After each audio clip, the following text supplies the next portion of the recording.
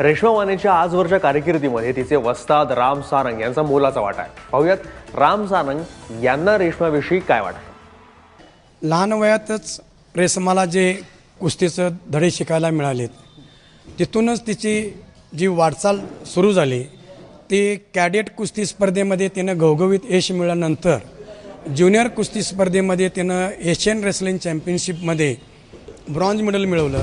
त्यानंतर तिची निवड युथ ऑलिम्पिक स्पर्धेसाठी झाली. तो अनुभव आणि परवाच फ्रान्स येथे झालेल्या वर्ल्ड चॅम्पियनशिप कुस्ती स्पर्धेत ती चौथी आली.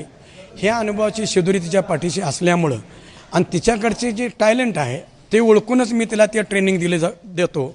आणि सध्या तिची जी आम्ही तयारी करून घेतो आहे की ह्या कॉमनवेल्थ चॅम्पियनशिपमध्ये ती मेडल घेऊन येईल, या पद्धतीने तिला आता आम्ही दिवसातून 3 वेळा प्रॅक्टिस तिचं करून घेतो आहे.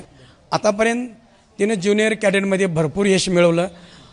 उत्तर प्रदेशमध्ये सिनियर कुस्ती स्पर्धेमध्ये महाराष्ट्राला तिनं पहिलं सुवर्ण पदक मिळवून दिली. पहिली महिला आहे ती.